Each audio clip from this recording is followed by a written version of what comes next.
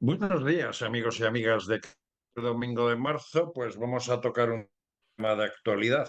Hace aproximadamente 10 días todos somos conscientes de que se ha puesto de actualidad y por otro lado es un tema complejo, es un tema complicado y que va a tener unas importantes derivaciones, incluso puede tener consecuencias políticas.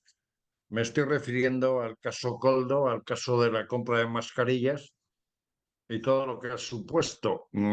Algunos dicen que es el caso Coldo, pero aquí hay un hecho importante como es la compra de mascarillas, hasta el punto de que la Fiscalía de la Unión Europea y la Agencia Anticorrupción se ha puesto a estudiar el tema y desde luego pues hay cosas que no están nada claras. No vamos a entrar en profundidad en el tema porque resultaría tremendamente complejo y muy largo para entenderlo. Pero sí vamos a tocar aspectos de la contratación, cómo se hace y algunos otros factores que más o menos nos clarificarán muchas cosas. Y lo vamos a hacer en formato de entrevista, porque en Café de Economía tenemos la gran suerte de contar entre nuestros contertulios con personas que son especialistas en casi todo. En este caso, en el día de hoy, con relación a este tema, nuestro subdirector, Miguel Ángel Paniagua, que es diputado por Palencia, además de ser el secretario de la Mesa de Presupuestos de la Comisión de Presupuestos del Congreso, en la pasada legislatura una de sus funciones era ser miembro de la Comisión Mixta del Congreso y Senado del Tribunal de Cuentas, de la Comisión del Tribunal de Cuentas, con lo cual pensamos que es la persona adecuada para hablar de todas estas cuestiones e intentar clarificarnos muchas de las dudas que se nos generan por las informaciones que vienen saliendo y por todo lo que puede suceder, que da la sensación que no estamos nada más que en la punta del iceberg. Buenos días, Miguel Ángel. Buenos días, Eugenio.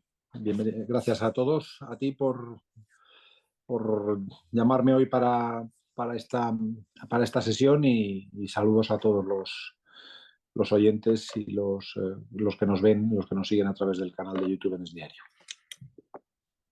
Hay que recordar que lógicamente emitimos en Es Diario y que esto pues lo estamos viendo el domingo, aunque nosotros no ocultamos nada y lo grabamos un par de días antes.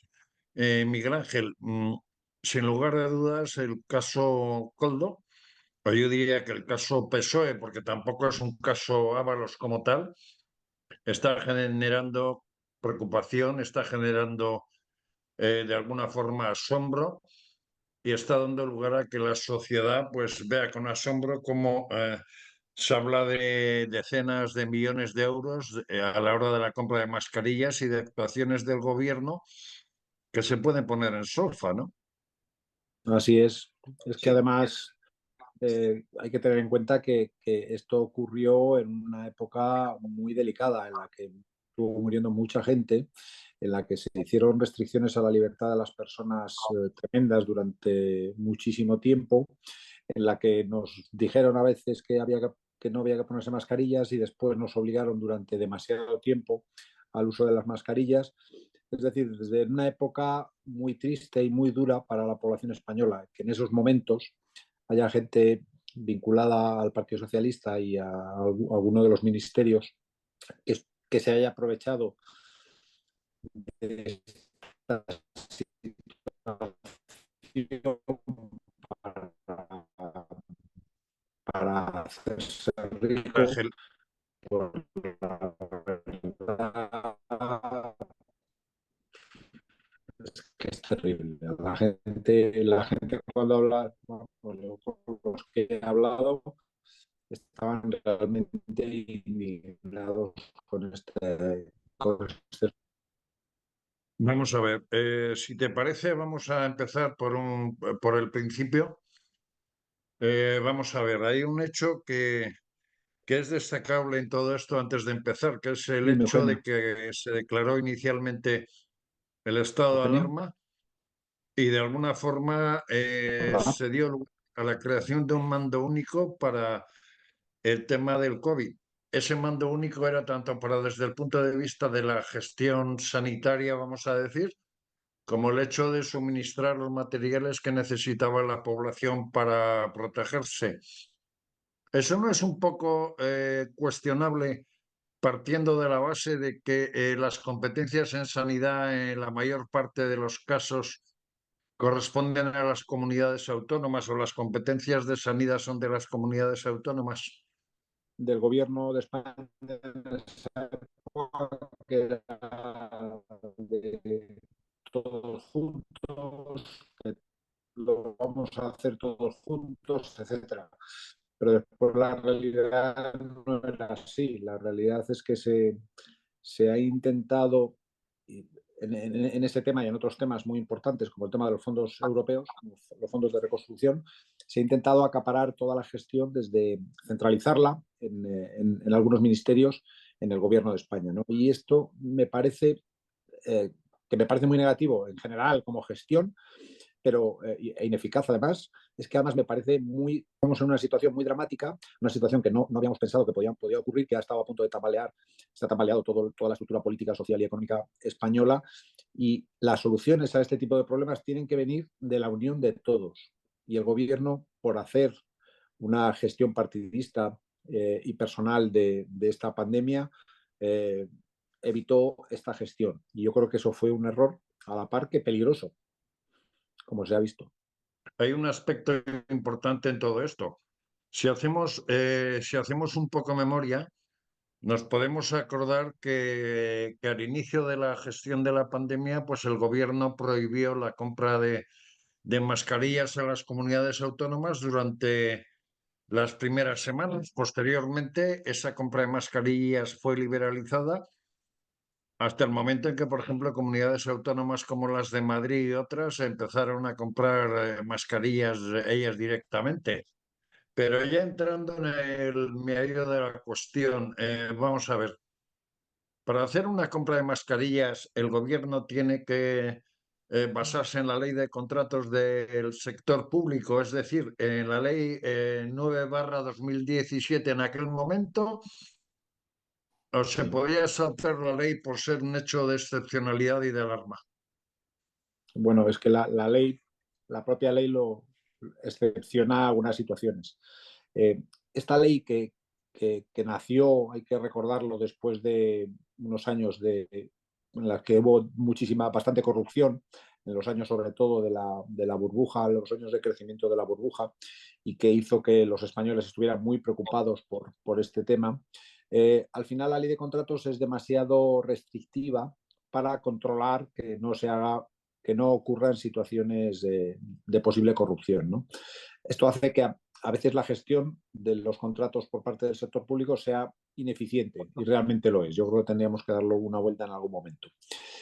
Pero tiene dos variantes. Luego se ha producido una modificación de esta ley en el año 2023, a posteriori, con la experiencia de todo lo sucedido en el COVID, ¿no?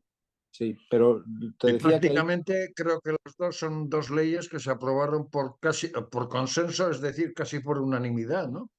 así es, hubo consenso, aunque gobernaba el Partido Popular en esa época, hubo consenso y se incorporaron las aportaciones de todos los grupos parlamentarios.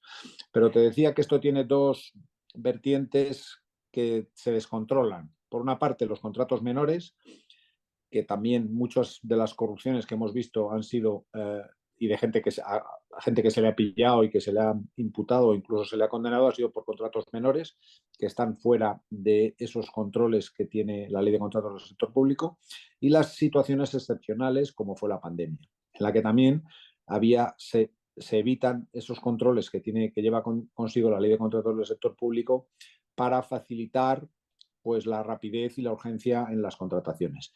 Y ha sido ahí donde se han aprovechado, y es en estas dos situaciones donde aprovechan normalmente los corruptos para poder influir y ejercer y ganar dinero por las contrataciones públicas.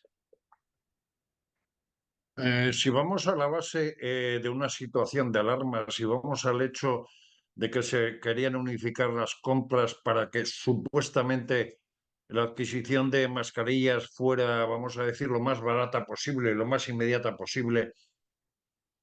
¿Qué procedimientos se siguieron o se debían de seguir según la ley y según lo establecido por la ley de contratos del sector público para poder adquirir estas mascarillas? Tengamos en cuenta además que había que comprarlas en el extranjero, aunque se dieron casos curiosos como ocurrió en Andalucía, que las mascarillas que estaban fabricándose para la Junta de Andalucía fueron incautadas por la Guardia Civil por la necesidad que existía en ese momento de mascarillas, con lo cual los hospitales andaluces en aquel momento se quedaron prácticamente sin mascarillas, ¿no? Sí, ahí es una cosa curiosa porque cuando compraban todas las mascarillas, la compra centralizada, resulta que no había mascarillas y de hecho no nos obligaban, hay que recordarlo, no nos obligaban a ponernos mascarillas, incluso se llegó a decir que no eran buenas, que no era bueno ponerse las mascarillas, hay que recordarlo, porque a ellos no les interesaba, porque no habían conseguido comprar mascarillas suficientes para repartir entre toda la población. Hay que recordar, yo también Si quiero me recordar, permites aquí, una por ejemplo, en anécdota, Castilla y León, la Junta de Castilla y León si me permites pidió una a las anécdota empresas, a para organizaciones, que la gente se que dé les cuenta de en qué cedieran todo el situación está. material EPI que tuvieran de protección, porque no tenían suficiente, porque no les permitían comprar y porque el gobierno no estaba cubriendo las necesidades. Cuando ya se vio que era imposible, sí, Como anécdota, sí, quería te decir que, escucho. a ver, yo, por ejemplo, que me tocó el tema de la Comunidad Autónoma de Cantabria, en donde reside parte de mi familia. Yo tardé 47 días en conseguir mascarillas y hubo espectáculos de algún dirigente político que presentó como alternativa mascarillas que parecían servilletas de bar y tal, pero más que todo lo digo como anécdota. Me estoy refiriendo a Miguel Ángel Revilla, que siempre tiene que dar la nota cuando hay acontecimientos especiales, pero concretamente en mi caso, 47, en 47 días no hubo mascarillas en las farmacias. Pero vayamos Sí, al hecho de qué manera en aquel momento, vamos a decir, ese mando único o, o ese grupo de personas del gobierno designadas para gestionar el COVID contrataron las mascarillas. La ley a la hora de que ese mando, o sea, ese mando único y esas personas encargadas de la contratación, tanto como de la gestión del COVID, a la hora de comprar las mascarillas, ¿qué procedimiento utilizaron? ¿La ley de bueno, no, contratos del sector público o un procedimiento directo para la compra de mascarillas? Porque, a ver, se supone que tendría que haber habido una licitación y muy particularmente una justificación de compra de la calidad y de que las empresas eran, entre comillas, solventes para la justificación del pago, ¿no? sí, lo que pasa es que en estas situaciones excepcionales la ley de contratos permite la compra de urgencia y se basaron lógicamente en esta situación. Se centralizó, por lo que sabemos, todo en el Ministerio de Transportes. De hecho, cuando compraban de otros ¿Y por qué en ministerios, el Ministerio de Transportes bueno, yo creo que porque estaban y más no en el de acostumbrados, Sanidad? porque yo creo que están más acostumbrados a la compra. A la compra. Hay que pensar que el Ministerio de Transportes es el ministerio más fuerte, con más potencial inversor de todo el gobierno. El Ministerio de Sanidad del gobierno es un ministerio pequeño realmente porque la sanidad está, la gestión de la sanidad pertenece a las comunidades autónomas y parece más lógico que estuviera en el Ministerio de Transportes. A mí eso me parece absolutamente lógico, ¿no? Es quizá el que tiene más experiencia en contratación y en licitación, ¿no? Y el que tenía más capacidad para poder encontrar buenos compradores. Pero ya te digo, eso hicieron y hubo gente dentro del gobierno y dentro de, porque el asesor de Ábalos estaba en el gobierno, porque era asesor del Ministerio de Transportes, o sea que estaba en el gobierno de España y era un personal de confianza y otras personas pues del gobierno pues aprovecharon de esta situación de que nadie les fiscalizaba, de que ellos lo contrataban todo e incluso llegaron a pues eso a convencer a otros ministerios y algunas comunidades autónomas posteriormente a que compraran a través de sus proveedores, de esos proveedores que tenían eh, con los que estaban compinchados y que les cedían parte de las comisiones. Daba igual que el producto fuera bueno o no, porque en una situación de tanta urgencia en la que no había no había mascarillas ni había EPIs, pues la verdad es que todo valía y la verdad es que se han hecho compras horrorosas y tremendas, de malas, no solo por el Estado, también por algunas comunidades autónomas, porque no había y al final se compraba lo que se podía, ¿no? Es un poco triste, pero es un poco triste que al final material de este que es absolutamente necesario para situaciones de urgencia, no tengamos la capacidad en nuestro país de gestionarla y ser autónomos frente al resto de países, ¿no?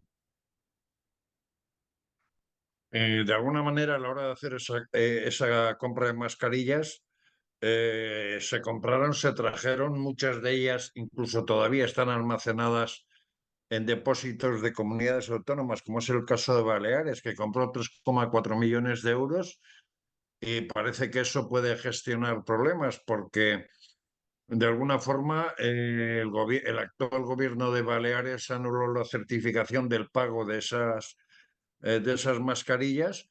Y luego, por otra parte, también hay distintos problemas, como está sucediendo también en la Comunidad Autónoma Canaria, en donde ya se han puesto dos querellas criminales por la compra de mascarillas, la última el pasado martes por valor de 23 millones de euros, en los que de alguna forma el gobierno canario está. Vamos a ver, aquí hay una cuestión que es absolutamente importante y que es una cuestión muy decisiva para entender todo esto, que es lo siguiente. El pago de esas compras, ¿cómo se hicieron? Porque si no nos equivocamos, por un lado parece que el organismo de la Unión Europea pues, se ha puesto a investigar automáticamente el caso Coldo y por otra parte también resulta o sea, que ese pago podría haberse hecho con fondos de manera irregular, como pueden ser en este caso los fondos FEDER, que son los fondos europeos de desarrollo regional, y también con los New Generation, que son esos fondos que se dieron precisamente en esa época de la pandemia, que eran de 144.000 millones de euros y que incluso nos podría, si eso es así, nos podría suponer un grave castigo a España, teniendo en cuenta que la utilización de esos fondos no sería nada regular, ¿no?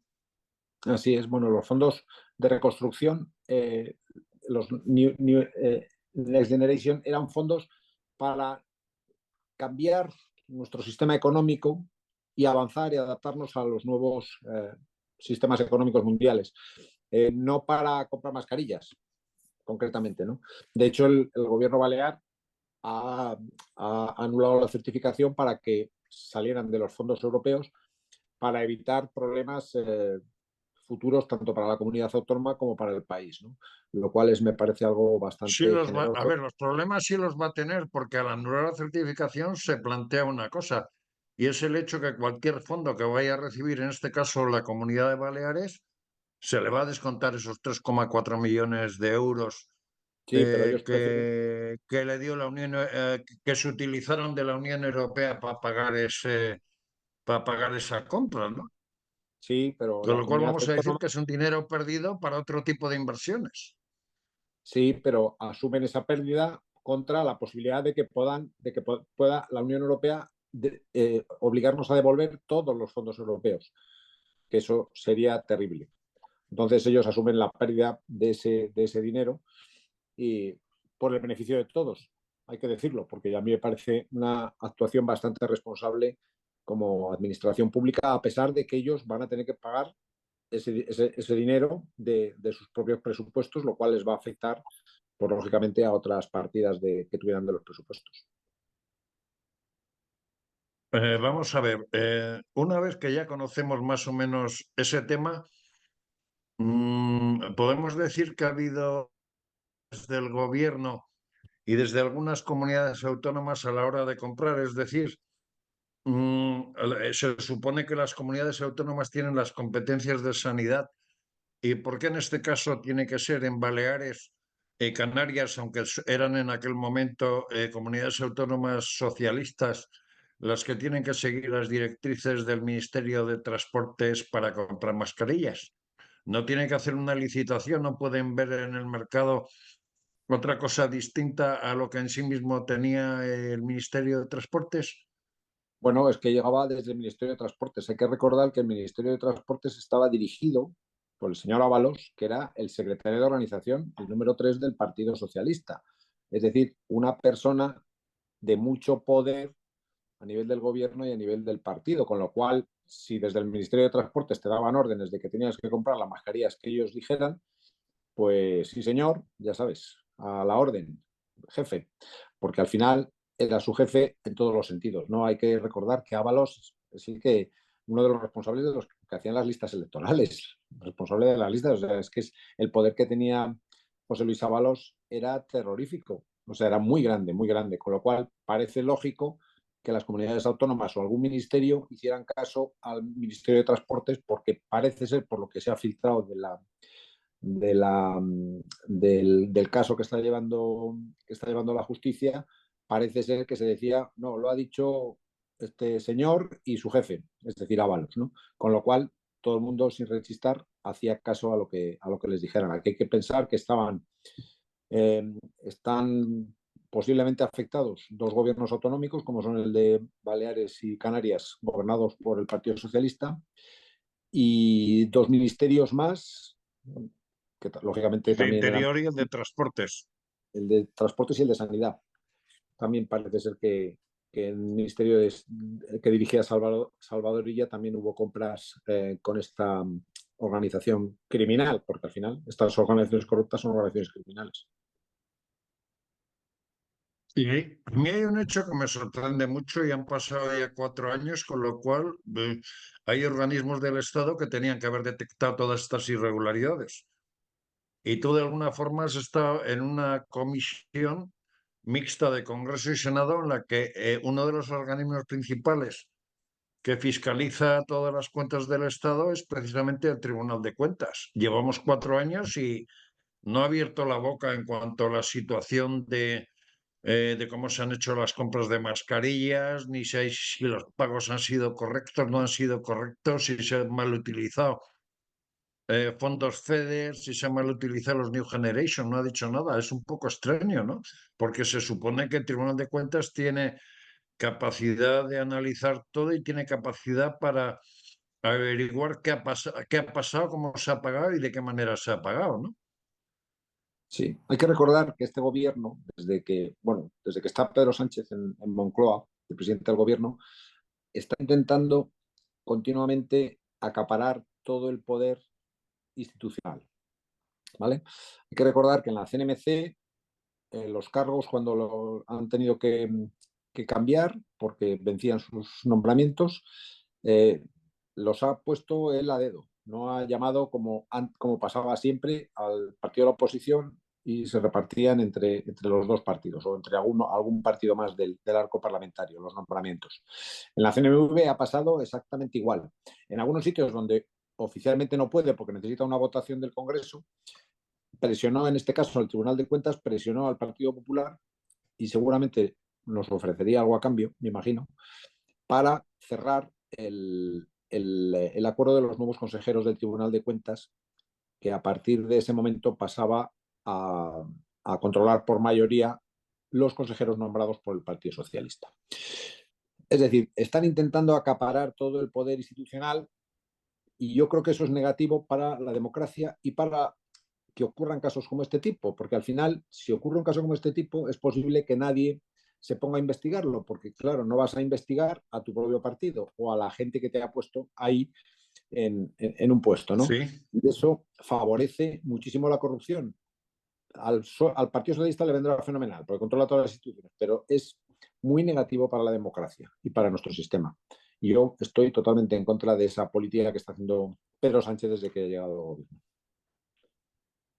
Curiosamente, ahora que has mencionado, Miguel Ángel, la Comisión Nacional del Mercado de la Competencia, ahora mismo hay una polémica importante porque Pedro Sánchez ha asegurado que no va a meter a nadie del Partido Popular en esa comisión mientras que no se renueve el Consejo General del Poder Judicial, con lo cual está evitando el contrapoder o de alguna forma la fiscalización de las competencias de esa comisión con respecto al gobierno, ¿no? Sí, sí, así es, así es. Hay que recordar también que estaba el marido de la vicepresidenta, estaba de consejero, el marido de la vicepresidenta, Teresa Rivero. Hay que recordar que en el caso de los fondos de reconstrucción, el marido de la ministra Calviño estaba llevando la gestión de una de las empresas que gestionaban estos fondos, de las empresas que gestionó más fondos, creo. Es decir, ese control que se hace desde Moncloa de todo, al final favorece muchísimo las situaciones irregulares. Algunas que sabemos, otras que no sabemos, pero sospechamos y que espero que en algún momento puedan salir a la luz, pero no se puede hacer porque es que estás generando muchas oportunidades para los corruptos y para la gente que quiere apoderarse de nuestro dinero, de nuestros fondos y de nuestra política económica, ¿no? Y ya te digo que eso es responsabilidad directa de Pedro Sánchez. Vamos a ver, de alguna forma, con todo este dinero, esto nos pone en peligro para hechos como la posibilidad de seguir cogiendo dinero de la Unión Europea en cuanto a los fondos New Generation. Hay que recordar que estábamos a punto de coger 10.000 millones de euros en el mes de marzo, y también pueden ser problemáticos lo que suceda por la utilización de los fondos FEDER. Pero vamos a ver, hay un hecho que el gobierno ha querido dar a entender como que quiere jalonar la transparencia y que quiere ser claro con todo lo que ha sucedido. Y el ministro Óscar Puente pues nos ha salido el pasado martes con el hecho de que va a abrir una auditoría en su departamento. Pero una auditoría en su departamento tendrá que ser externa. Una auditoría del propio ministerio sobre el ministerio es algo que no tiene sentido, ¿no? Así es. Que hagan una auditoría externa porque no podemos fiarnos de la gente que ha hecho lo que ha hecho. O sea, pones a los mismos que han permitido que ocurriera eso, porque yo estoy seguro que dentro del Ministerio de Transportes hay mucha gente que vio lo que estaba pasando y no dijo nada. ¿Por qué? Porque al final depende tu puesto de trabajo de todo eso y te callas la boca. Pero ¿cómo puedes plantearte que la gente que ha permitido y que ha visto esto, ahora va a hacer la auditoría de lo que ha pasado? Pues no. Si eres realmente transparente, contratas a alguien de fuera para que analice todo lo que ha ocurrido. Ellos, la única medida que realmente están vendiendo que van a tomar es una comisión de investigación en el Congreso. Las comisiones de investigación en el Congreso, yo O que he sea, estado nada, porque una comisión de investigación en es una, algo en la cual puede comparecer el que quiera, pero a veces las conclusiones están casi pactadas de antemano o por otro lado, pues no se saca ninguna conclusión positiva y beneficiosa para el esclarecimiento del tema, ¿no? claro, las comisiones de investigación es un tema un poco de gestión política, nada más. Es para dar caña a algún partido, nada más. O sea que eso no tiene ninguna facultad, aunque se llame comisión de investigación, desde luego no hay ninguna investigación posible. Yo que estaba en la comisión de investigación de la crisis, ya te lo puedo decir, que no hay ninguna investigación posible, ahí no sacamos nada que estuviera oculto. Todo lo que se ha sacado ha sido fuera de la comisión de investigación. De hecho, en la comisión de investigación, los comparecientes pueden optar por hablar o no hablar, pueden no contestar a ninguna pregunta, con lo cual, no, ¿qué información vas a Para sacar de que la alguien gente tenga claro que el tiene la resultado obligación que puede de tener no una contestar? comisión de investigación, las conclusiones de esa comisión de investigación pueden pasar a Fiscalía y en un momento dado que la Fiscalía tome actuaciones contra determinadas personas que hayan comparecido en esa comisión de investigación, Sí, pero pero claro, generalmente no pasa, ¿no? pero no pasa porque la gente no habla, claro. No, si no tienes obligación de hablar, entonces no hablas. Puedes decir cosas que te interesan, pero las cosas que realmente tienes que contar, que son las interesantes, no las vas a contar, porque no tienes ninguna obligación.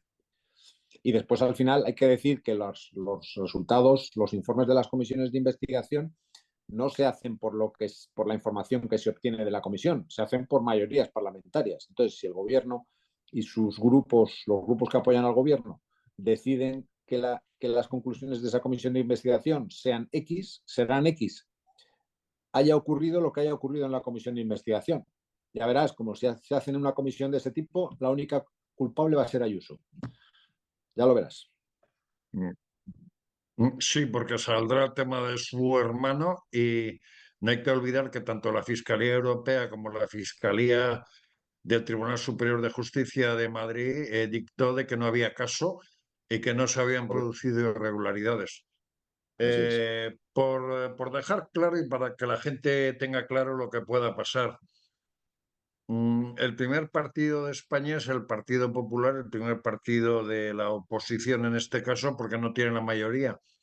Pero ¿qué puedo hacer al respecto? Es decir, con todo este tema del caso Coldo, del caso Ábalos, del caso Gobierno, ¿qué puede hacer el Partido Popular desde el punto de vista de iniciativas parlamentarias y algo para que la sociedad se sienta tranquila, que de alguna forma se va a fiscalizar toda esta cuestión? Bueno, nosotros no podemos obligar a fiscalizar, pero sí que podemos personarnos como nos hemos personado en el caso Coldo, que además parece que el juez ha admitido la personación del Partido Popular, denunciar ante la Fiscalía Europea para que se investigue desde la Fiscalía Europea, que ya se va a poner también en marcha, eh, y todas las iniciativas, hacer una comisión de investigación en el Senado, que también va a ayudar porque la mayoría del Senado es, ya sabéis que tenemos mayoría absoluta, con lo cual hay una, una característica diferente con el Congreso, que es que aquí en el Senado van a querer investigar todo lo que ha ocurrido, como no en el Congreso, que la mayoría del gobierno, pues lógicamente va a intentar tapar sus vergüenzas, ¿no? Entonces, todas esas iniciativas son las que haremos. Preguntas al gobierno, seguimiento, un poco todo aquello que podamos hacer, lo haremos. Y en eso estamos ya, aparte de un poco el control político, preguntas al gobierno en la comisión, en la sesión de control, interpelaciones a los ministros, aunque ahí es más difícil sacarles ninguna información, pero bueno, al menos para que tenga repercusión pública todo esto que ha pasado y que a nadie se le olvide. Hay un hecho importante y es que durante toda la pandemia, pues los españoles oíamos en muchas ocasiones que el gobierno hacía conferencias de presidentes, es decir, llamaba a los presidentes de comunidades autónomas en un organismo que es un órgano, creo que es consultivo, no es un órgano con capacidad decisoria desde el punto de vista de que sus decisiones y sus propuestas sean de carácter ejecutivo y se tomen como obligadas de cumplimiento, pero hubo como 10 o 12 reuniones de la supuesta conferencia de presidentes, muchas de ellas por vía Zoom, porque no se podía hacer de manera personal. Esas reuniones quizás fueron para justificar el hecho o implicar a las comunidades autónomas en decisiones que a posteriori se han demostrado y se están demostrando que no fueron correctas. Bueno, yo creo que lo hacía el presidente del gobierno para justificar su mensaje de que esto lo hacíamos entre todos, pero no era verdad. O sea, se hacía el simulacro este de las conferencias, pero después las decisiones se tomaban todas desde el gobierno. Ya hay que recordar que todo fue vía Real Decreto y al final se buscaban los apoyos parlamentarios para que esos Reales Decreto Ley se aprobaran a cambio de pues, todo lo que se cedió a Esquerra, a PNV, a todos los partidos que apoyaban al gobierno y nada más. Todo se tomaba desde Moncloa. Desde Moncloa se han tomado todas las decisiones desde que Pedro Sánchez está en el gobierno, todas las decisiones importantes y algunas que no tienen nada que ver con esto. Hay que recordar el fondo de solvencia que se creó para salvar empresas durante la pandemia y que al final, primero que fue infrautilizado, Si no me equivoco, fueron 2.500 millones que muchos de esas ayudas los bancos las tramitaron para sus clientes y luego muchas veces fueron devueltas por falta de presentación de personas o porque no todo el mundo quería cubrir o quería acogerse a no, esos fondos, ¿no? no, esos son los fondos de solvencia que se daban directamente a empresas. El caso de Plus Ultra, acuérdate, la aerolínea esta con propietarios venezolanos, Sí, que en su día hablamos y denunciamos hablamos, en Café de sí. Economía y en Diálogos en Libertad. Al final se utilizó poquísimo, solamente creo que fue, no, yo creo que no llegamos al 25% de los fondos y a unas empresas realmente o algunas operaciones realmente sospechosas, de algunas en las que había exmiembros del Partido Socialista en los consejos de administración. El caso de Europa, que es una situación que era una empresa que se iba a vender, que nunca entendimos por qué se daba una ayuda a una empresa que había llegado a un acuerdo de venta con IAG, pero ahora resulta que aparece que uno de los miembros de la trama corrupta esta de Coldo, pues resulta que era un directivo de Air Europa, con lo cual, bueno, hay muchas cosas que necesitamos saber de todo este tema. Pongámonos en el peor de los casos desde el punto de vista hipotético y con el supuestamente por delante. Pongámonos en que la Fiscalía Europea y ese organismo anticorrupción cercano a la Comisión Europea detecte irregularidades en el pago de esas mascarillas y en la actuación del gobierno desde el punto de vista del pago por haber utilizado fondos FEDER y por haber utilizado fondos New Generation, al igual que puede pasar tanto con la Comunidad Autónoma Canaria como con la Comunidad Autónoma de Baleares. ¿Eso qué podría suponer para España desde el punto de vista global y particularmente para esas comunidades autónomas afectadas? Pues la verdad que eso lo desconozco. No sé exactamente qué consecuencias tiene una actuación de la Fiscalía Europea. Yo sé que en el caso de que haya fondos europeos por medio, podría llevar a la desaparición, a la anulación de los fondos europeos e incluso a la devolución de fondos enviados ya a España. Eh, O a sea, nivel la broma nos podría costar, por ejemplo, hasta ahora, si no estoy yo equivocado, se han cobrado 37.000 millones de euros en relación a los fondos New Generation. De los fondos FEDER no tengo una cifra exacta, pero, o sea, todo ese dinero, además vamos a decir, de congelarlo, habría que devolverlo a la Unión Europea, lo cual podría ser un golpe brutal para la economía española y para las arcas del gobierno, ¿no? Sí, pero yo no estoy seguro, ¿eh? Ya te digo que no estoy seguro si eso puede llegar a pasar. Pues ya te digo, no conozco en detalle las consecuencias que tiene la actuación de la Fiscalía Europea. ¿Se tiene alguna evidencia de cuánto tiempo se puede tardar en esa investigación? Lo digo porque me parece que era para el 14 o 15 de marzo que estaba previsto que la Unión Europea diera a España 10.000 millones de euros más. Pues normalmente las actuaciones judiciales europeas son bastante más rápidas de las que estamos acostumbrados en España. O sea que yo espero que en unos pocos meses, no para el 14 de marzo desde luego, pero en unos pocos meses podamos tener una decisión por parte de la Fiscalía Europea. ¿Esto podía ser el fin de la legislatura? Yo creo que sí, porque ya se están acumulando demasiadas situaciones terribles para nuestra democracia. Aquí es que vamos cada semana, salta un nuevo escándalo, la verdad. Y yo no sé lo que puede aguantar un gobierno con esta situación. Hoy el PNV le ha preguntado al gobierno además porque ya un poco diciendo cuidado que estamos aquí y que a lo mejor dejamos de estar. Ya sabemos que hay 4 diputados de Podemos. Ábalos está fuera también del gobierno, aunque suponemos que votará la mayoría de las cosas con el gobierno, pero es posible que en alguna ocasión pueda decidir votar otra cosa distinta. Va a estar fuera del gobierno, perdón, del Grupo Socialista y también del Partido Socialista, porque le van a expulsar, con lo cual tiene libertad absoluta de voto. Hay que tener en cuenta que PNV está en una situación un poco crítica. Veremos a ver lo que ocurre en las elecciones vascas y está un poco cansado de ceder y ceder y ceder al gobierno todo. Y ya está empezando a levantar un poco la mano y decir, cuidado con lo que estáis haciendo.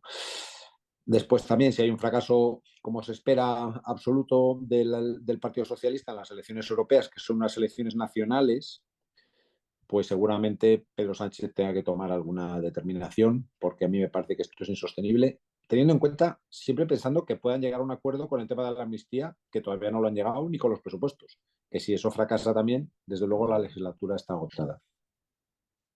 Presupuestos que yo particularmente pongo en duda que se puedan plantear ni siquiera llevar al Congreso, porque todo parece indicar que o sea, dependerá mucho de los resultados de elecciones y probablemente hasta que pasen las elecciones europeas del 9 de junio no se intente ni llevar al Congreso los diputados. Pero Miguel Ángel, hay un aspecto importante. Tenemos oyentes y los españoles se preguntan qué está pasando en nuestra clase política. Tú eres un político de una provincia pequeña, pero eres un político importante en el seno del Partido Popular por tu experiencia, por los años que llevas, por las gestiones que has hecho en la elaboración de presupuestos y por los cargos que has ostentado en distintos departamentos del Congreso, siendo miembro de comisiones y demás. Pero, ¿qué se le puede decir a la ciudadanía española desde la clase política por un político de provincias, como es tu caso, pero una persona importante en cuanto a confianza o no en la gestión política y de cómo se están manejando las cosas en este país? Bueno, pues yo puedo decirles lo mismo que les digo a mucha gente que me para aquí por la calle, ¿no? En Palencia, que, que estén tranquilos, que hay gente preocupada de nuestro sistema democrático, de nuestra constitución y de este país, y que antes o después vamos a llegar al gobierno y que vamos a intentar reconstruir todo lo que ha, todos los muros, derribar todos los muros que ha construido Pedro Sánchez y reconstruir todas las instituciones para que vuelva a ser un país 100% democrático en el que todos podamos sentirnos a gusto y con confianza. Eso es lo que vamos a hacer. El presidente Núñez Feijóo es un compromiso personal que tiene, que nos ha trasladado y que ha trasladado a todos los ciudadanos. Y de verdad que hay muchos políticos, algunos en el Partido Popular y otros también en otros partidos, aunque ahora tienen muy poca visibilidad, pero yo creo que hay gente que va a poder rescatar a este país antes o después, yo creo que más bien antes que después de esta situación tan terrible que estamos viviendo. Y mientras tanto estamos en una situación de que países como Alemania están entrando en recesión, prácticamente están en recesión técnica y estamos perdiendo un tiempo precioso en hacer gestiones, en poner las barreras para que la economía española no caiga y estamos distraídos en estas cuestiones, ¿no? Es realmente triste y lamentable, ¿no? Así es, así es. Cuando al final tienes que hacer una gestión, dedicar todo el tiempo a Coldo, a, a estas situaciones de corrupción, pactar todo el día con Junts, con un fugado de la justicia que está en Waterloo, pues al final no puedes dedicar el tiempo que tienes que dedicar a los proyectos de país, a los proyectos de crecimiento económico, a los proyectos de empleo, a los proyectos de desarrollo de nuestros territorios, etcétera, etcétera. Los grandes problemas de este país cada vez son mayores. La sequía, la vivienda, las tasas de pobreza que cada vez son mayores, la situación precaria de muchos, de miles y miles de empleos en España, de cientos de miles, diría yo. Todos esos problemas no se están solucionando porque el gobierno tiene que dedicar prácticamente todo el tiempo a estas cosas.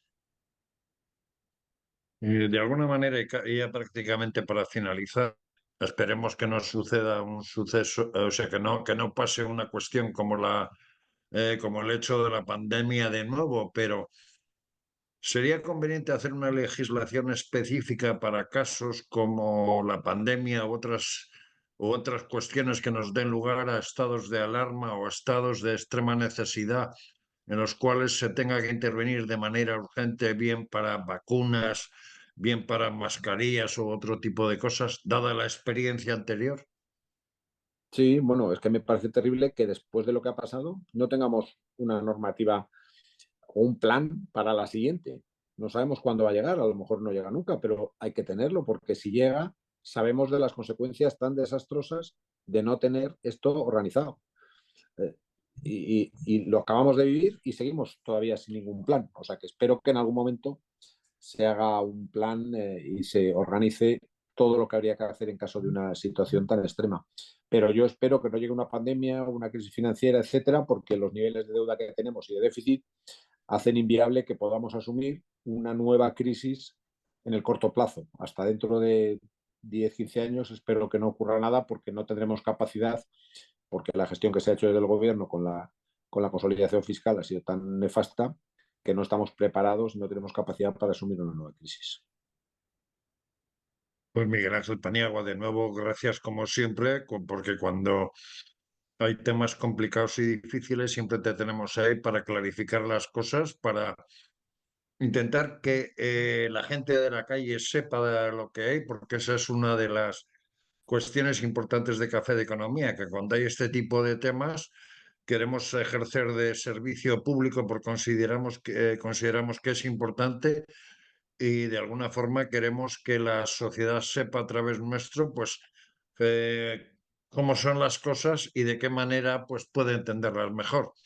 Amigos y amigas de Café de Economía, supongo que en próximos meses volveremos a tocar este tema porque es evidente que el caso Coldo, el caso PSOE, el caso Gobierno con el tema de las mascarillas no ha hecho más que empezar. Esto no es más que la punta del iceberg y sin lugar de dudas pues lo tocaremos porque es una grave preocupación para la sociedad española y sin lugar a dudas un grave perjuicio para el bienestar de todos. No por el hecho de cómo se han gestionado la compra de mascarillas, sino las consecuencias que ha tenido la forma de pago, la forma de jugar con el dinero de los españoles, ¿no? Amigos y amigas de Café de Economía, esto ha sido todo por hoy. Hasta la semana que viene. Feliz domingo.